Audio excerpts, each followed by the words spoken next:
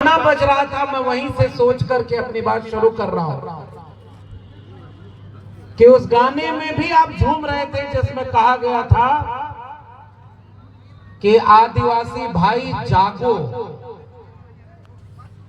इसका मतलब कि आप सोए हुए हैं और ये गाना आपके ही लोगों के बीच से गाया गया। उसमें है कि आपको जगाने के लिए पहले कोई बिरसा मुंडा आया, वो जगाए, उल गुलान का नारा दिए कि जागो, इस देश के मूल निवासियों जागो, इस देश के जल जंगल जमीन को बचाने वालों, अपने बच्चों के भविष्य को बचाने के लिए जागो। टंटिया मामा आए, जयपाल सिंह मुंडा आए, तिलका मांझी आए, सिद्धू कानू आए, ये सारे आदिवासी नायक हमारे आए और हमें जगाने। और आज मैं आपसे एक सवाल पूछना चाहता हूं कि जितना बिरसा मुंडा या टंटिया मामा या जितने भी हमारे आदिवासी नायक जगाना चाहते थे, जरा हाथ उठा के बताना हमारा समाज उतना जागा है क्या?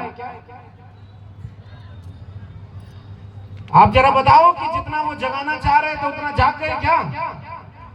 अरे भाई आप ही से पूछ रहे हैं। अभी गाना बजेगा तो आप नाचते बहुत अच्छा, और नाचना भी चाहिए, हमारी संस्कृति है, हमारी परंपरा है। लेकिन जरा बताओ आप लोग उतना जाग गए जितना बिरसा मुंडा जगा रहे थे? जरा नौजवान जितने हैं वहां बताओ आप क्या जाग गए क्या? क्या टंटिया मामा का सपना पूरा हुआ जिसके लिए उन्होंने कुर्बानी दी थी? बिरसा मुंडा ने जिसके लिए कुर्बानी दी थी? और आज विश्व आदिवासी दिवस, दुनिया भर में जहां जहां मूल निवासी, इस देश की दुनिया की जल जंगल जमीन को बचाने वाले आदिवासी आज के दिन को ऐतिहासिक दिन के रूप में मनाते हैं।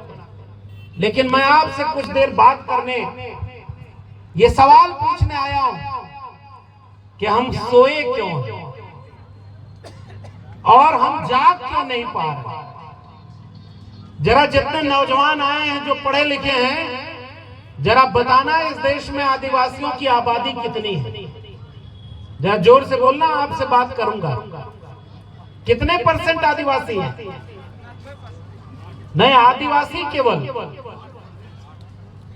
8 से 9% के बीच में, 8.6% के आसपास। औसत मान लें 9%। 9% आदिवासी हैं पूरे देश में। पिछले साल आज ही के दिन मैं छत्तीसगढ़ के बहुत दूर इलाके में, जंगलों के बीच में, ऐसे ही पीले गमछे से स्वागत किया उन लोगों ने।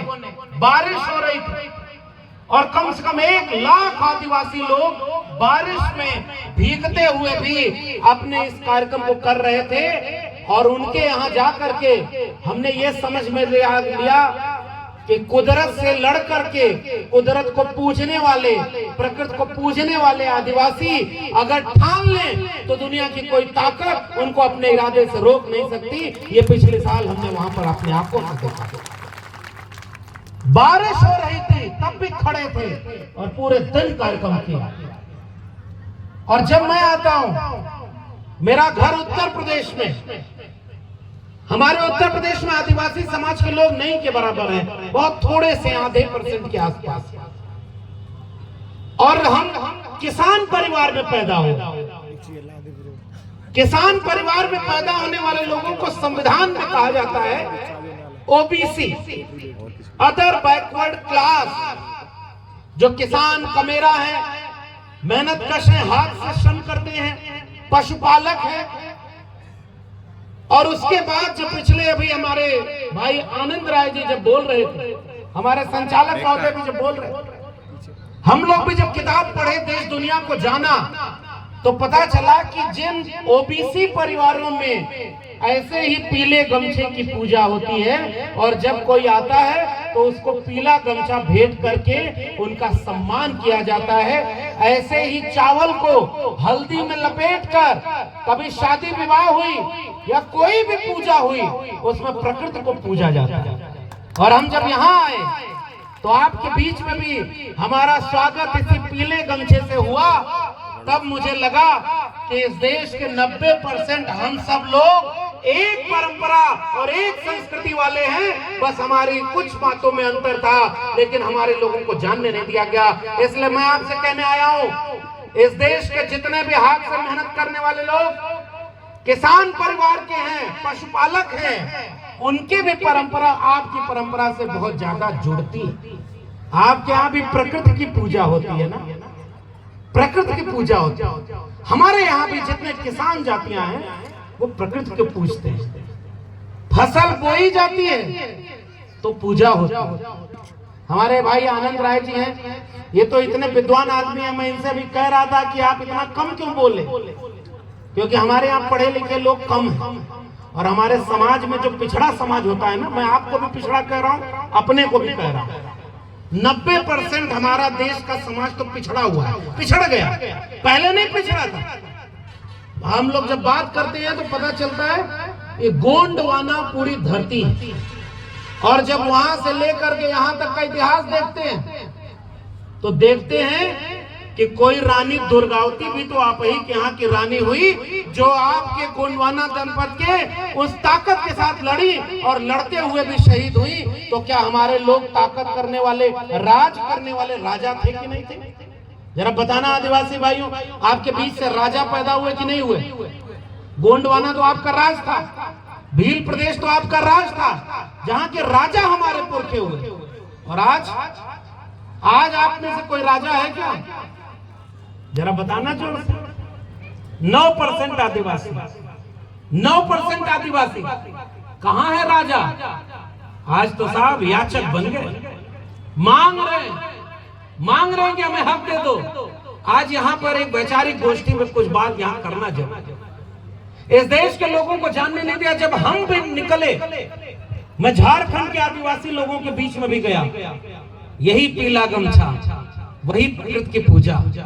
पिछले साल जब आज के दिन गए तो वहां आपने नारा ला पड़ाल पेन्ना, और जब छत्तीसगढ़ में नारा लगाते हैं तो वो बुढ़ाल पेन्ना कहते हैं। सेवा सेवा, बुढ़ाल पेन्ना, सेवा सेवा, बुढ़ा देव की पूजा करते हैं। ये सारे देवी देवता कौन है? ये तो प्रकृति के हैं। और अभी हमारे जितने भाई थे, हमारे आनंद जी हैं और तमाम लोग जब भी बात करते हैं तो कहते हैं, और इन्होंने तो बताया भाई आपके इस जगह का नाम किसी और के नाम पर भीम में नहीं पड़ा होगा, आपके अपने पेन, अपने देवता, उनके नाम पर, यहाँ देवता के नाम पर ये समाज का नाम पड़ा। और यही झंडा, यही जय सेवा लिखा हुआ, यही झंडा छत्तीसगढ़ में भी हमने देखा, यही जाकर के झारखंड में भी देखा। थोड़ा थोड़ा रूप बस बदल जाता है, हल्का फुल्का भाषा बदल जाती है, कहीं संथाली, कहीं और भाषा, यहाँ आपकी भाषा अलग, लेकिन संस्कृति तो एक ही है। और यही संस्कृति मैं आज आपके बीच में कह रहा हूँ। एक दिन हम देश भर के किसानों, कमेरों को भी ये समझाएंगे कि तुम भी जिस प्रकृति की पूजा करते हो, इस देश के आदिवासी भी उसी प्रकृति की पूजा करते हैं। तुम भी पीले गमछे को अपना संस्कृति का हिस्सा मानते हो, इस देश के आदिवासी भी पीले गमछे को अपना संस्कृति का हिस्सा मानते हैं। तुम्हारे यहाँ भी राजा पैदा हुए, आदिवासियों के बीच भी राजा पैदा हुए, लेकिन ठगे तुम भी गए और ठगे आदिवासी। यही बात हम आज यहाँ पर आपसे कर रहे हैं। महात्मा कबीर को जानते हैं आप? कभी जो पढ़ाई लिखाई की होगी। अच्छा, मैं कुछ आंकड़े बता दूं आदिवासी समाज के लोगों, आपके यहाँ आने में हमको 5 घंटे लगा, बड़े शहर से यहाँ तक पहुंचने में। आधा दूर तो रास्ता सही नहीं। तो इस देश का संविधान आपके यहाँ कब पहुंचा होगा? कब आए होगा न्यायालय? कब खुले होंगे थाने? और मुझे बड़ा अच्छा लगा, यहाँ हमारे जितने पुलिस लोग आए हुए हैं, आपने उनका भी सम्मान किया। सब हमारे अपने लोग तो हैं, लेकिन देश आजाद हुआ 1947 में, संविधान बना 1950 में, और संविधान घर घर पहुंच गया क्या? पहुंच गया क्या? आज आपका संवैधानिक अधिकार सुरक्षित है क्या? मैं आपको कुछ आंकड़ा बताता हूं। जिस देश में ओबीसी SC ST तीनों 90% लोगों के बीच से राजा पैदा हुए। गोंडवाना, भीलवाड़ा, देवगिरी के यादव, पाल वंश, प्रतिहार वंश, गुर्जर वंश, मौर्य वंश, ये सारे तो राजा थे। और राजाओं को आज गुलाम किसने बना दिया? ये सवाल अगर आज आप नहीं करोगे तो याद रखना, अपना जरूरी काम छोड़कर त्योहार के दिन ये जो आप जश्न मनाने आए हो, ये जश्न अधूरा रहेगा। क्योंकि आपके बच्चों को पता ही नहीं कि आपके ऊपर हमला कहां से हो रहा है, क्या खतरा है, कैसे हमला हो रहा है। और अगर आज आप अगली पीढ़ी को नहीं बताओगे तो फिर बचाएगा कौन? अगली पीढ़ी कुछ दिन बाद अगर संविधान नहीं बचा पाई तो बचाओ, ये डीजे बजाने लायक भी बचेगी क्या? कोई आदेश आएगा सरकारी और कहा जाएगा कि अब इस डीजे पर हमारे मन का गाना बजाओगे तब तो परमिशन देंगे, और नहीं बजाओगे तो परमिशन नहीं देंगे। पहले कहो सारे आदिवासी हिंदू हो, तब जाके परमिशन मिलेगी। बताओ खतरा है कि नहीं खतरा? बताओ ये गंभीर बात है कि नहीं आपके ऊपर? और आज ये कोशिश की जा रही है कि नहीं की जा रही है? जरा हाथ उठा के बताना, आप बताओ मैं गलत बोल रहा हूं? आपकी संस्कृति अलग है, लेकिन दूसरा कोई आदमी आपके ऊपर अपना धर्म और अपनी संस्कृति का हमला कर रहा है कि नहीं कर रहा है? बताओ, जोर से बताओ भाई, पढ़े लिखे लोग। ये खतरा का गलत तो नहीं बोल रहे? अगर हम गलत होंगे तो हम अपने को सुधार लेंगे। प्रकृति को जो पूजता था, जो प्रकृति की पूजा, बच्चा पैदा हुआ तो प्रकृति की पूजी होती थी। होली का त्योहार मनाया जाता था, प्रकृति की पूजा थी। पहली फसल कटती थी, उस फसल का दाना काट करके आग में होला के रूप में जलाया जाता था, फसल पूजी जाती थी और देवता को चढ़ाया जाता था, अपने प्रकृति के देवता को, कि तुमने हमारा साथ दिया तो हमने इंसानों का पेट भरने के लिए अनाज पैदा किया है, इसलिए इस अनाज पर पहला हक तुम्हारा है। और जब हम देव की पूजा कर लेते थे तब हम बाकी इंसान उस अनाज को खाते थे। बताओ सही कह रहा हूँ गलत कह रहा हूँ? बताओ यही हमारी संस्कृति थी कि नहीं? हमारी हर जगह प्रकृति की पूजा, खेती किसानी में जब पहला बीज रोपने जाते थे तब पूजा करते थे, देव को मनाते थे। और हमारे आनंद जी हैं, मैं तो इनको शिकायत करता हूं कई बार, अथाह ज्ञान इनके पास, बोलते कम है। मैं कहूंगा अगली बार ये भी एक घंटा बोले। अलग अलग देवता का नाम है, अग्नि देवता, वर्षा का देवता, उनसे पूजना करना, हर देवता खुश रहे। आज कोई और अपना देवता आपके बीच में ला के रख रहा है, बताओ खतरा है कि नहीं खतरा? और जो ताकतवर होता है उसी का बात सही होती है, याद रखना। ये नारा लगाने से कि कौन बनाया हिंदुस्तान, भारत का मजदूर किसान। और आज मजदूर किसान कहाँ है? क्योंकि मजदूर किसान ने अपनी ताकत नहीं समझी, बटा हुआ, इसलिए आज उसकी कोई सुनने वाला नहीं। तो एक तीर एक कमान और आदिवासी एक समान। बताओ, आप भी नारा लगाते हो ना? एक तीर एक कमान, आदिवासी एक समान। बताओ समान बचा है क्या? आदिवासी के आदिवासी से झगड़ा कराया जाता है। और कुछ लोग होते हैं जो झगड़ा, कभी देखा है? एक कहानी सुनो आप लोग, हमारी हिंदी समझ में आ जा रही है ना, लेकिन मैं यूपी का रहने वाला हूँ, वहाँ की हिंदी थोड़ा अलग, आपके यहाँ अलग। एक बार दो बिल्लियां झगड़ा कर रही थी, रोटी मिल गई थोड़ी, तो एक बिल्ली कही कि हम ज्यादा खाएंगे, तो दूसरी वाली ने कहा हम ज्यादा खाएंगे, और दोनों आपस में लड़ रही थी। बाहर से एक बंदर आया, बंदर ने कहा रुको, हम फैसला करेंगे, हम जज बन के आए। उसने कहा कैसे फैसला करोगे? तो कहा देखो हम तराजू लेकर आए, तराजू लेकर एक तरफ रोटी रखी कम, दूसरी तरफ ज्यादा, तो जिधर ज्यादा रोटी थी उधर से तोड़कर रोटी खा लेता, फिर दूसरी तरफ ज्यादा हो गई तो इधर से तोड़कर खा लेता, फिर इधर ज्यादा हो गई तो उधर से तोड़कर खा लेता। अंत में खाते खाते जब दोनों तरफ की रोटी खत्म हो गई तो बंदर ने कहा देखो हमने कितने अच्छा न्याय किया है, दोनों बराबर भूखे हो, न तुमको एक टुकड़ा मिला और न तुमको एक टुकड़ा मिला, और न्याय करके बंदर अपने घर चला। कुछ बातें समझदार को इशारे में समझना जरूरी होती है। घर में झगड़ा लगाकर, भाई को भाई से लड़ाकर, जाति को जाति से लड़ाकर, एक धर्म को दूसरे धर्म से लड़ाकर अच्छा समाज कभी नहीं बन सकता। और जिस धर्म के मानने वाले लोग झारखंड विधानसभा में एक बिल पारित हुआ। उन्होंने कहा कि अगली बार जनगणना होगी तो धर्म के काले में हमारा धर्म अलग लिखना। बताओ आपको पता है कि नहीं पता? बताओ, कहा तक नहीं? झारखंड में फैक्ट से बोल रहा हूं, आंकड़े बोल रहा हूं। तो आपके ऊपर संस्कृति का हमला है। एक इस झंडे में, ये जो झंडा दिख रहा है, इसमें कितने रंग हैं? कभी आपने गौर किया? ये सारे रंग प्रकृति के रंग, कुदरत के रंग। और मैं जब छत्तीसगढ़ और झारखंड गया तो हमने जब वहां के लोगों से पूछा कि इन रंगों में एक एक तीर अलग अलग संख्या में बनी हुई है, इसका मतलब क्या है? तो उन्होंने कहा कि ये सब हमारा देव है, हम उसको पूजते हैं। और हर तीर का अपना मतलब है और हर झंडे के रंग का अपना मतलब है। जरा सच सच बताना, इन नई पीढ़ी वालों को पता है क्या? जितना पुरानी पीढ़ी वालों को पता है, ये नई पीढ़ी वाले जानते ही नहीं। इनका सबसे आसान काम क्या है? डीजे 3-3 लगा है। अभी कार्यक्रम खत्म हो, जोर से गाना बजाना और पूरा डीजे बजा के एकदम नौजवान नाचेगा एकदम। है, आदिवासियों को कोई छू नहीं सकता, आदिवासियों से कोई टकरा नहीं सकता, हमसे जो टकराएगा चूर चूर हो जाएगा, हम ये हैं, हम वो हैं। और कुछ दिन बाद उनसे पूछो कि ये वन अधिकार अधिनियम तुम्हारा क्यों नहीं लागू हुआ? ये तुम्हारा पेशा एक्ट कोई छीन लिया, पता है? पेशा एक्ट बना।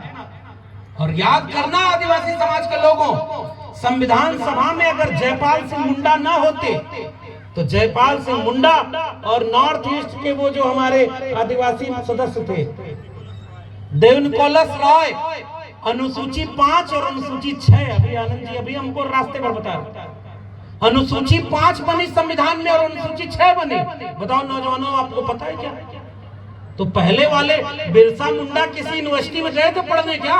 मैं तो दिल्ली यूनिवर्सिटी में पढ़ाई किया, मैं तो इलाहाबाद यूनिवर्सिटी गया तो गोल्ड मेडलिस्ट था, टॉप किया यूनिवर्सिटी, और यादव परिवार से आता हूँ। तो मेरा एक प्रोफेसर बोला कि अहिरों के बच्चे गाय भैंस चराना छोड़कर अगर यूनिवर्सिटी टॉप करेंगे तो हमारा बच्चा कहाँ जाएगा?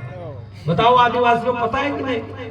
मैं एक नाम पढ़ता हूँ, आप जरा इतिहास सुनो, आपको भी ऐसा भाषण अच्छा लगता होगा जिसमें कोई आके गुदगुदाता हो। जोर से बोलो आदिवासियों, हम एक हैं, कोई हमसे टकराएगा चूर चूर हो जाएगा। अरे आपसे कौन टकरा रहा? आपका हक अधिकार छीना जा रहा है। छत्तीसगढ़ में एक जंगल है जिसका नाम है हसदेव का जंगल। बताओ जानते हो? मध्य प्रदेश और महाराष्ट्र के बॉर्डर इलाके के रहने वाले आदिवासी समाज के लोगों, बताओ आपका जंगल इस देश के पूंजीपतियों को काटने के लिए पेड़ दे दिया गया है कि नहीं दे दिया गया? बताना जरा। दे दिया। कई लाख पेड़ काटे गए कि नहीं? और वहां का खनिज संसाधन जब निकाला जाएगा तो आदिवासी को मिलेगा? अरे जरा जोर से बोलना। ये जल जंगल जमीन जिसको अगर सरकार लेकर किसी पूंजीपति को देती है तो किसी आदिवासी को मिलेगा क्या? नौकरी मिलेगी क्या? अब जरा आंकड़ा सुनो और आप गौर से सुनना, और तब जाकर के डीजे पर नाचते हुए जब थक के सोना तो एक बार सोचना कि बिरसा मुंडा तो यूनिवर्सिटी में पढ़ाई करने नहीं गए, फिर भी हमसे ज्यादा समझदार और तेज तर्रार 25 साल की उम्र में लड़ गए भाई।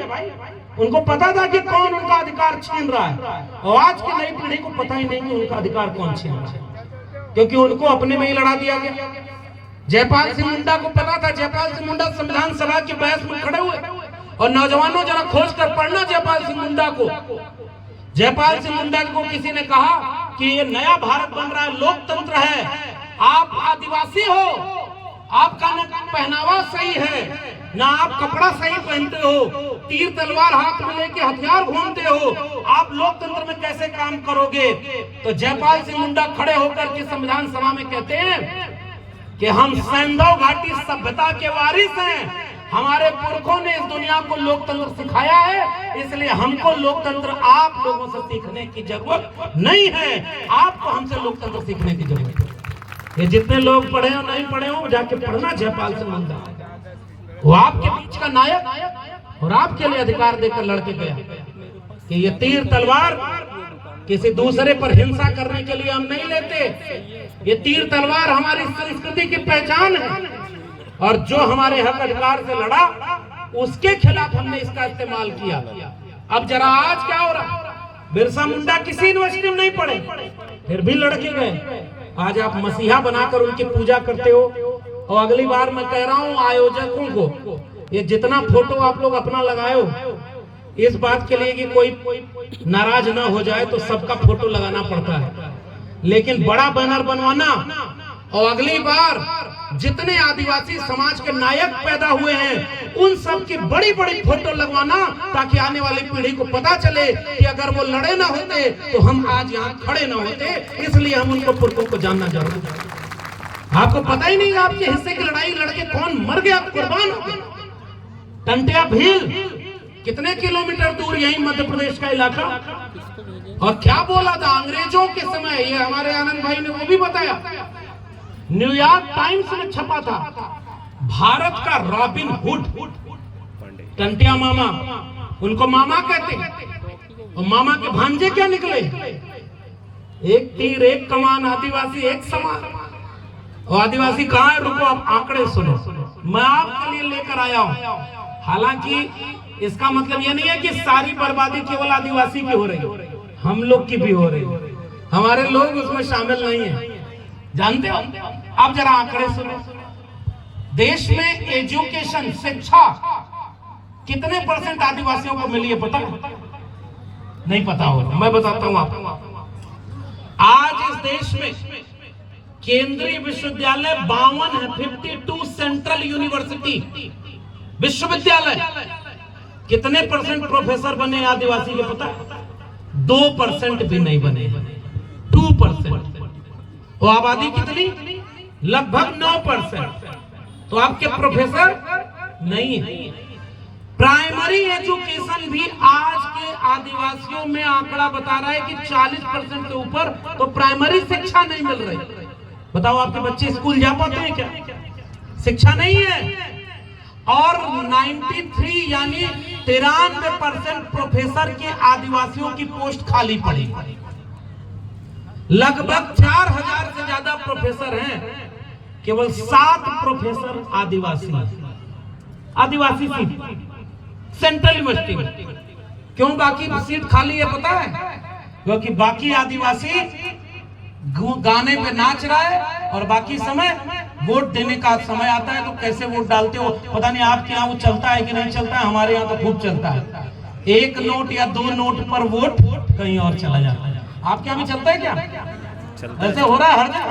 अच्छा, पूरे देश को एक रोग लगा हुआ है। हमारे यहाँ वो दवाई बांटी जाती है, पता है यहाँ चलती है कि नहीं? चलती है सर, महुआ वाली चलती है सर। अभी यहाँ भी कुछ लोग वही दवाई पी के घूम रहे थे। एक तीर एक कमान, आदिवासी एक समान, पूरा महुआ छाया हुआ है। आप पूछते हो महुआ, अल्ले महुआ पे वोट कहाँ चला गया? बहुत समझदार को इशारा काफी। तो जब आप वोट की कीमत को नहीं पहचाने तो आपके बीच से नेता कैसा पैदा हुआ? क्या आजादी के 75 साल में आदिवासियों ने एक बिरसा मुंडा पैदा किया? जरा कड़ा सवाल पूछ रहा हूं, अपनी आलोचना सुनो। आप गलती हमसे हो रही। कोई टंटिया मामा, फिर अरे नई पीढ़ी को तो हम बता ही नहीं पाए कि टंटिया मामा है कौन, और उनको रॉबिन हुड क्यों कहा जाता था? कैसे गरीबों की मदद करते थे, रात के अंधेरे में छिप करके। अगर कोई गरीब कमजोर आदिवासी था, उसकी मदद करने के लिए जाने वाले उन टंटिया मामा को लड़ना पड़ा और उनको सरेरात फांसी दे दी गई। बताओ, नई पीढ़ी में जब नया भारत बना तो आदिवासियों के ऊपर चैप्टर लिखा गया क्या? कोई क्या देश की आजादी में आदिवासी की भूमिका क्या है पढ़ाया गया? जरा जोर से बोलना, आपका इतिहास लिखा गया है? आपके ऊपर किताबें नहीं मिलती। आपके नायकों को कोई जानता नहीं कि भील नायक कौन पैदा हुए, टंटिया मामा के क्या किया, बिरसा मुंडा ने क्या किया। और बहुत थोड़े से लोग जागरूक हुए तो कुछ किताबें आई, कुछ रिसर्च आया। और सुनो आप अपना आंकड़ा, जागो जागो रे आदिवासी जागो, गाना बज रहा था ना। और आदिवासी क्या जाग गया? वो नाचने के लिए केवल जागा, केवल नाचेगा, बढ़िया डांस करेगा। तो करना भी चाहिए, मैं ये भी कह रहा हूँ, डांस नहीं छोड़ना है, लेकिन केवल डांस करके अधिकार और हक की लड़ाई नहीं जीती जा सकती। ये बात मेरी नोट कर लेना, आदिवासी समाज के लोगों, लड़ करके अपना अधिकार जीना होता है। और एक बात ये भी याद रखना, मांग करके भीख मिलती है, अधिकार और हक की लड़ाई छीन करके लड़नी पड़ती है, तब जाकर के आपको हक और अधिकार मिलता है। टंटिया मामा को लड़ना पड़ा, बिरसा मुंडा को लड़ना पड़ा। अब उसके बाद उन्होंने जो बात कही, आप सुनना आप आगे। सबसे ज्यादा कुपोषण के शिकार बच्चे, कुपोषण के शिकार बच्चे किसमें है? आदिवासी, फिर दलित में, फिर पिछड़े में, हम ही लोग। हॉस्पिटल आपके इलाके में, तो आपका इलाका इतना दूर होता है, यहाँ दवाई का मिलती है क्या? कई बार हमने देखा झारखंड, छत्तीसगढ़, आंध्र प्रदेश के उन इलाकों में, मध्य प्रदेश से लेकर राजस्थान के इलाकों में जहां आदिवासी रहता था, वहां तक विकास सड़क सबसे बाद में पहुंची, सबसे आखिरी में पहुंची। अभी भी बहुत सारे इलाके हैं। और अभी आपके यहाँ स्कूल जाने के लिए बच्चे कहीं पानी में डूब करके जा रहे हैं, कहीं नदी के ऊपर पेड़ गिरा हुआ है तो उस पर से बच्चे चढ़ करके जा रहे हैं। बताओ, आपने देखा कि नहीं देखा? आपके यहाँ के बच्चे ऐसे जाते हैं कि नहीं जाते? और अभी राजस्थान के झालावाड़ में एक स्कूल, सरकारी स्कूल की इमारत गिर गई। पता है, आपने देखा, पढ़ा, अखबार पढ़ा, सोशल मीडिया जितने नौजवान जानते होंगे। स्कूल की छत गिर गई, आधे दर्जन से ज्यादा वहां बच्चे मर गए, 1.5-2 दर्जन बच्चे घायल हुए। और जरा खोजना आदिवासी कहाँ है? वो सारे बच्चे जो मारे गए, मरे, वो मरे अपनी मौत से नहीं मरे थे, उसको तो इस सरकारों ने मारा। वो तो बच्चे गए थे पढ़ाई करने और छत गिर गई, वो सारे बच्चे आदिवासी परिवार से थे। बताओ, जानते हो कि नहीं? आप जानते हो? सारे बच्चे आदिवासी थे और जो घायल हुए वो दलित और पिछड़े थे। तो जो बच्चे स्कूल जाने के लिए उनको रास्ता नहीं है, उनके बच्चे यूनिवर्सिटी में, मैं तो दिल्ली यूनिवर्सिटी में 14 साल प्रोफेसर रहा, मैं वहां अपने क्लास में खोजता था कि भाई मेरे देश के वो 9% आदिवासी के बच्चे कहाँ हैं? हमारे क्लास में तो बच्चे पहुंचे ही नहीं, क्योंकि वो इसी किसी खेत में काम करते करते गरीब पैदा हुए, गरीबी में पले बढ़े और गरीबी में ही मर गए। वो यूनिवर्सिटी और कॉलेज कहाँ पहुंच पाए? बताओ, सही कह रहा हूँ, गलत कह रहा हूँ? आप दिन भर मेहनत करते हो कि शाम को चूल्हा जले, 2 रोटी मिले, पेट भरे, ताकि जिंदा रहे। बताओ, यही अधिकार दे करके गए थे बिरसा मुंडा और जयपाल सिंह मुंडा? और यही आदिवासी के, दुनिया में कुछ लोगों के पास इतना पैसा है, इतना पैसा है कि वो पैसा लेकर के कुछ लोग विदेश में भाग जा रहे हैं। ये विदेश भागने वालों के बारे में जानते हो नहीं? जी सर। उसमें एक भी आदिवासी है? नहीं सर। नहीं है। हमारा आदमी के पास पैसा नहीं, सारा विदेश भाग रहा है भाई। और हमारे आदमी डिग्री नहीं है, और आजकल फर्जी डिग्री वाले लोग देश की सबसे बड़ी कुर्सी पर बैठे भाई। हमने नाम नहीं लिया किसी भाई, ओरिजिनल, मेरे पास तो सारी डिग्री ओरिजिनल है, और जो वहां बैठे हैं उनकी डिग्री का पता ही नहीं, और शिक्षा बिक गई। आपको एक आंकड़ा बताऊं आदिवासी समाज के लोगों में, एक प्रोफेसर रहा हूं इसलिए सबसे ज्यादा आपको पढ़ाई, कलम और किताब पर बात कर रहा हूं। जब इतिहास नहीं जानोगे तो इतिहास कुछ दिन बाद बदल दिया जाएगा, आपके बच्चे गलत इतिहास पढ़ेंगे। बताओ, गलत क्या? आनंद जी बताइए, जो आपको जानकारी है वो जानकारी अगर नई पीढ़ी के बच्चों को नहीं पता चली तो अगली बार भीमनगर नाम किसके नाम पर पड़ा, ये सच बताने वाला भी कोई नहीं, क्योंकि पढ़ाई नहीं किसी ने। पहली पीढ़ी का पाखंड दूसरी पीढ़ी के लिए परंपरा और तीसरी पीढ़ी के लिए इतिहास बन जाता है। याद रखना मेरे वाक्य को, आज का झूठ कल का सच और परसों का इतिहास बन जाएगा, और इतिहास में आपका इतिहास बदल दिया जाएगा। आपको पता ही, उन स्कूलों में जाने वाले बच्चों में आज भी प्राइमरी एजुकेशन 42% से ज्यादा आदिवासियों को नहीं मिली, और हायर एजुकेशन यूनिवर्सिटी में पहुंचने वाले आदिवासी नाम मात्र के। फिर यूनिवर्सिटी कौन चला रहा है? अब आओ तीसरा आंकड़ा, बैतूल जिले के आदिवासी परिवार के लोगों, हॉस्पिटल बताओ, आपके इलाके में सबसे अच्छा हॉस्पिटल कहां पर है? या जोर से बताना, कहां जाते हो जब ज्यादा बीमार होते हो? बताओ जोर से। हॉस्पिटल नहीं जाते? भोपाल जाते। भोपाल कितने किलोमीटर यहाँ से? 250 किलोमीटर। गंभीर बीमारी हो तो पहुंच पाओगे हॉस्पिटल? आपके इलाके के पास हॉस्पिटल नहीं, आपके इलाके के पास स्कूल नहीं, तो बताओ ये लड़ाई कौन किस बात की लड़ी जाएगी? अभी तो आप दवाई के लिए अगर बीमार हो गए तो दवाई देने वाला क्यों नहीं? हमारे देश में एक समय नारा लगा करता था, रोटी कपड़ा सस्ती हो और दवा पढ़ाई मुफ्ती हो। पढ़ाई और दवाई तो फ्री देना था सरकारों को। सरकार चुनते हैं अब अपने पैसे से, और सरकार इसलिए चुनी जाती है कि गरीब आदमी के जेब में अगर पैसा नहीं है तब भी उसके बेटा बेटी को अच्छी शिक्षा मिले। बताओ आज आपकी फ्री में शिक्षा मिल रही है, कहीं संभावना है? 2014 के पहले इस देश का शिक्षा बजट 5.6% था पूरे जीडीपी का। यानी आसान भाषा में इसको समझो गांव समाज के लोगों, 100 रुपया देश का बजट है तो 5.5 रुपया शिक्षा पर खर्च होता था। 2025 के बजट में कितना पैसा खर्च हो रहा है पता है? 2.5 रुपए से भी कम।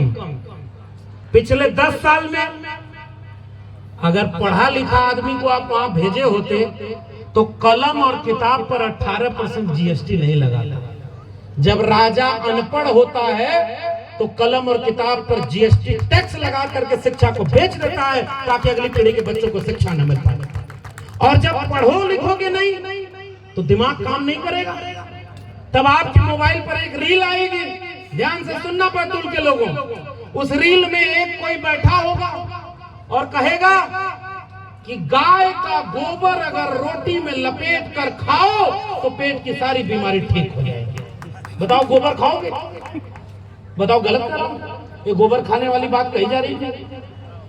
दुनिया में विज्ञान कहां आगे बढ़ रहा है पता है? अमेरिका में टेस्ला एक कंपनी है, वो ऐसी गाड़ी बनाई है जिसमें ड्राइवर की जरूरत नहीं होती, बिना ड्राइवर के कार चलती है।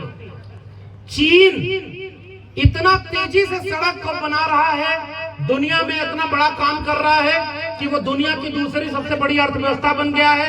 डीप सीक बनाया है, 1 सेकंड में 500 फिल्में डाउनलोड करने की इंटरनेट स्पीड बना लिया है। जापान के हर स्कूल में सारी पढ़ाई कंप्यूटर और टेक्नोलॉजी से होती है और सबको शिक्षा फ्री देता है जापान। और भारत एगो नया 25 साल का बच्चा आया है और पर्ची बना करके कहता है कि तुम्हारी कृपा यहाँ रुकी हुई है, जाओ तुम कृपा तुम्हारी वहां से। भाई गलत कह रहा हूँ क्या? बताओ गलत कह रहा हूँ? हमारे देश के टेलीविजन पर गूगल करना अगर यहाँ इंटरनेट चल रहा होता, टीवी पर बैठकर एगो पाखंडी आके कह रहा है कि अभी एक मंत्र फूकूंगा नारियल हवा में उड़ने लगेगा। बताओ ऐसा होता है क्या? और क्या पहुंचा रहे हो देश को? ये अंधविश्वास और पाखंड में जाने से कोई फायदा होगा क्या? इस देश का फायदा शिक्षा से होगा कि नहीं होगा? जरा हाथ उठा के बताना। इस देश को पढ़ाई की जरूरत है कि नहीं? इस देश की मुक्ति अगर शिक्षा से होगी कि नहीं? बताओ, हर हाथ में कलम देना था और तुम हर हाथ से कलम छीन रहे हो। इसलिए आदिवासी समाज के लोगों ज्यादा लंबा भाषण देने की जरूरत नहीं है, क्योंकि थोड़ी देर बाद जैसे ही डीजे बनेगा बजेगा फिर पूरा भाषण गायब हो जाएगा, फिर भूल जाओगे। इसलिए एक बात पहली कहने आया हूं, अपने इतिहास को बचाना, अपने इतिहास की किताबों को पढ़ो, अपने नायकों के बारे में जानो और खोज खोज करके पढ़ो कि अगर पुरखे कुर्बानी न दिए होते तो हम ये डीजे बजाकर शान और शौकत से जय जोहार और सेवा जोहार का नारा कभी नहीं लगा पाते। इसलिए पुरखों को जानो, पढ़ो और अगली बार गांव गांव में चौपाल लगाना, एक दिन छुट्टी का निकालो और उस दिन छुट्टी के दिन गांव में बैठना और गांव के बच्चों को बुला करके उनको पढ़ाना कि बिरसा मुंडा ने क्या किया, जयपाल मुंडा ने क्या किया, तिलका माझी ने क्या किया और टंटिया मामा ने क्या किया। बताओ, हाथ उठा करके पढ़ाओगे कि नहीं पढ़ाओगे? अब हाथ कम उठा है क्योंकि भाषण सुनना आसान काम होता है, वो अपने मेहनत करना मुश्किल होता है। हम तो जगाते रहे और आज दिल्ली यूनिवर्सिटी से हमारी नौकरी भी छीन ली गई, क्योंकि वहां जो राजा बैठे हैं वो सब कहते हैं कि हमारे खिलाफ मत बोलो वरना हम तुम्हें बोलने नहीं देंगे, हमारे खिलाफ बोलोगे तो नौकरी छीन लेंगे। और हम तो अपनी किताब लिखे हैं बाकायदे 150 पन्ने की प्रोफेसर की डायरी कि शिक्षा आदमी देता है तो समझदारी के लिए, समझदारी के लिए देता है। और ये देखिए हमारे बीच में देखिए वो किताब भी लेकर के आए। हमारे नौजवान जो जागरूक हैं